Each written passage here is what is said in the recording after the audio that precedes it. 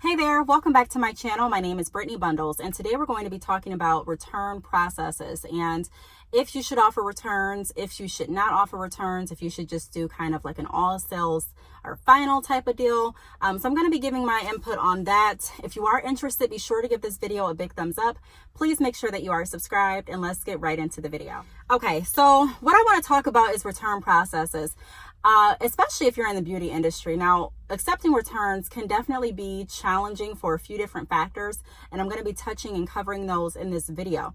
So the first thing that I want to touch on is reversal fees. So what you want to do is you want to kind of take an analysis with your business. I talk about this a lot.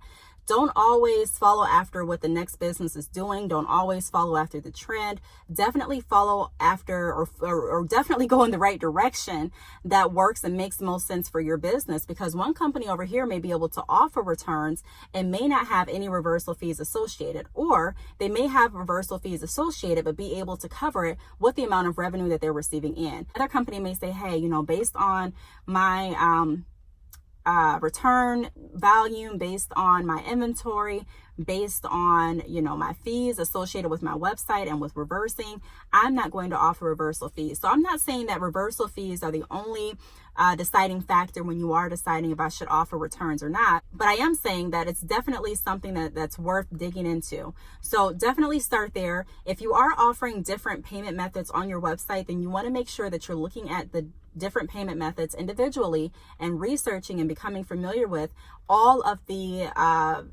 information that pertains toward that payment source or to that payment company. So for PayPal, you want to look and you want to see how much you're being charged per reverse sale, or if you're being charged for reverse sale. If you're using Shopify payments, you want to look at that. Are there any fees associated with reversing? And so you really want to do the research. It's great to go ahead and get started with your business, but like I say in a lot of videos, definitely research, read through the fine print, take a night, take an evening, take a lunch break, and definitely go over what it is, you're getting yourself into, because what works well for one may not work well for you. If you are going to be charged a reversal fee, then you have to look at everything, all aspects. So your inventory, look at the return rate that you have, look at your revenue, and see if it all makes sense. Now, another thing that I want to talk about is shipping. So when you are deciding on a return policy, figure out or decide, hey, if I'm going to offer returns, who's going to cover the shipping? Because typically when you send out the hair, either you're offering free shipping, which means that you're paying for the shipping cost on behalf of your customer,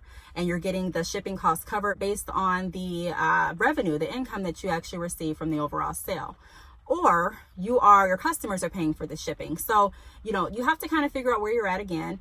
And then if you decide to offer returns, like I just mentioned, who's going to pay for the shipping to come back to you for you to send it out? Because not only do you have to pay for the shipping to come back, but you're also going to have to pay if you ship it back out. So say you're doing like a return type of deal, where you're exchanging, or an exchange type of deal, where you're exchanging a product, who's going to pay for that? Make sure you write your policies, because it's going to work a lot more efficient in your favor and also in your customer's favor if you kind of know, and if they know up front before I even purchase, if I'm not happy or satisfied with my product, this is how I can return it. These are the exchange options that they offer, if any, and things like that. So make sure that you're looking at that, who's going to cover this cost, who's going to pay for this, who's going to send it back out, and things like that. Now, another thing that you want to consider, and this may be one of the most important factors, is how sanitary your process and the items are. Because when you're dealing with anything in the beauty industry, as far as like hair, makeup, skincare, anything that's going to go on your skin, you have a responsibility to make sure that every time you send out product,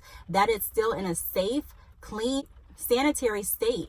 And so a lot of times when people receive their hair, especially when I first started selling hair, I didn't have all of these processes in play, and I kind of just played it by ear. I think I had just like a generic return policy, but it left too much gray. And so I would always get into these instances where, if someone did want to return the hair, or if someone wanted to exchange it for maybe a different hair texture, I would be like put in a position where I kind of had to do it because I didn't specify anything different on my website. And so that's why I talk a lot about making sure that you set the right expectations to not only cover you, but to, be fair and give the expectation to your customer as well. And so one time I got an order back when I first started selling hair, and she meant to order Brazilian, I think it was what was it? It was some kind of deep wave. I can't remember if I offered I don't think it was Brazilian deep wave. I think it was like a mango. It was some kind of curly texture because it was years ago. So I apologize. I don't remember the exact texture, but it was years ago. And she ordered this texture. And when she got it, she was like, oh, I meant to order this texture. Now, when she sent me pictures of the hair, because I asked her pictures like, hey, let me look at the hair that you received. And, let me take a look at it before we do anything else. And so she sent pictures, but the hair was laid over her bed. And, I can see one bundle was kind of raked through, another bundle she had wet, and then the third bundle was just, in its natural state, but it was still on her bed. And so I'm thinking to myself, I'm going to eat this cost because I didn't specify anything different to cover my business or to set the right expectation for her on the website. And then also, I'm not going to be able to resell this hair because it's already washed. I don't know what she used on it. So I don't know if she used any products that will irritate anyone else's skin. I don't know if she did anything, that wasn't clean to the hair. Like, I don't know what she did. I can't just guess and say, oh, well, just send it back. I'm going to resell it. I can't do that, not with having a clear conscience. And so I took the hair back, but I took a loss on it. And, what I learned right there is to set the right expectations, like I've been saying the whole video, because one thing that I like to do on my website is say sales are final, exchange options only. I don't just stop there, but I go into more detail about exchanges because some people will wait months and months and months and say, hey, I want to exchange this hair. Some people will install the hair and say, hey, I want to exchange it. Or some people will take it out, wash it, flatten it, flat iron it, dye it, do all this stuff and say, you know what? I want to exchange the hair. And so to make sure that you're not losing out on too much income, because not everyone is going to be honest with you and say, you know what, this is why I want to exchange it. Some people will definitely try to push the envelope in the wrong direction and say, you know what, even if they like the hair, they'll try to find some way to get out of paying it or some way to get extra or free bundles. And so you have to keep that in mind. Not everyone, but you have to, keep that in mind that not everyone is honest either. And so make sure that you're setting the right expectations and putting detailed information in your return or exchange policies. But it's very difficult. That's why a lot of hair companies say no returns, because it's very difficult to figure out what everyone has done to hair. And, this is something that is going to be installed in someone else's hair. So what if someone installed the hair and they took it out and, that person had lice? God forbid, but what if that happened and they wrapped it up and sent it back and now you have hair with lice in it? Or what if someone decided to use some kind of chemical or product that someone else is allergic to and they wrapped it up and then you sent the hair out? You can't do things like that. It's not clean and you'll be held accountable. Your company, your business will be held accountable for that. A lot of people don't really think too far into it because you may be thinking to yourself, I haven't even gotten my first order, or hey, I'm still waiting to get an order this month. But it's like the times that you least expect an order are the times that they typically come in my experience. So, make sure that you're looking at your return process and make sure that it's something that works very efficient and that's very sanitary and clean for your customers, because you have to look out for your customers. You have to look out for your company as well. So make sure that you're not accepting hair back in just any state.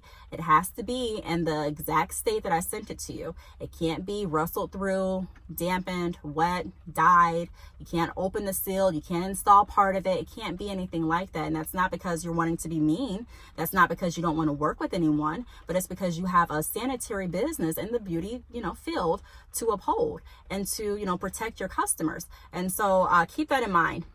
Now, the next thing that I want to talk about is setting expectations. So I've pretty much covered on that. So I'm going to kind of breeze past that tip. But like I've been saying the entire video, set the right expectations so that you know how to process moves forward and your customer also knows how it's going to move forward. A lot of times if customers email you, they'll look and they'll say, okay, well, it doesn't say this on the website. So, you want to make sure that you're covering yourself, that you're protecting yourself, because you're running a business. And so you have to do that. You have to make sure that you're filling in gaps. And a lot of companies, their processes and policies change every year because they learn more things and they find that there were loopholes and gray holes within, different things and policies on their website. And so just always be thinking of, okay, what else can I put? What more information can I put here? And I'm not saying that you have to write a whole book. Just a small paragraph will do, but make sure that you're using choice words to cover yourself and to cover your business and to protect your customers. And then the last tip is policies in place. So that kind of goes into setting the right expectations, writing your policies out. Not only is it going to be helpful to you and your customers, but if it is the day where you're really, really busy, or if it's a day where you're sick and you're not able to work your business, you can definitely have someone else pitch in and help. And they may be wondering to themselves, you know, hey, what do I do in this instance? Or hey, what do I do here?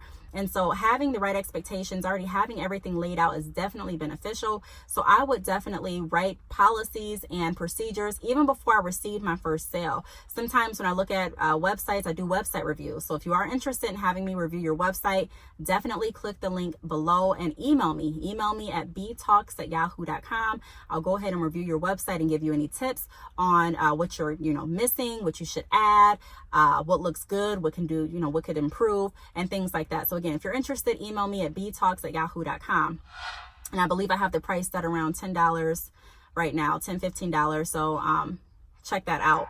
But write your policies in place. A lot of times when I go look at websites, especially if they're new websites, I don't see any policies. And I, reach out and I say, hey, you don't have policies here once I'm doing the website reviews. And they're like, okay, well, it's because I don't have an order. But you can't think like that. Always think of your business, as a huge business.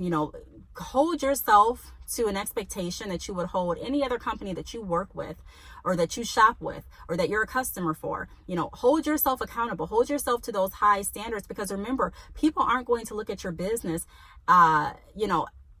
any bigger or any better than you see it. If you, the owner, don't really see your business as a successful business before you even get a first sale, if you don't say, hey, I'm going to be successful. This is the first day, of course, but I'm still successful because this is my dream. This is my goal. This is what I put in place, and this is what's going to happen. We've been talking about speaking things into existence and walking in faith and trusting the process. And so during all of that, you also have to look at your website and your brand as a legitimate business. This is my business. And so businesses have policies, they have processes. And even if you're not getting an order today, that doesn't mean that you're less of a business owner. That doesn't mean that your business isn't real. It just means that you didn't get a sale today. Simple as that. And so we're still going to keep our website open. We're still going to stay optimistic. We're still going to work toward it, because tomorrow always comes. And so I talk a lot in my videos about not focusing just on the sale. Don't focus just on the money. Don't focus just on how many people came to your website, but focus on the overall portion. And sometimes we have to get back to basics. We have to get back and we have to start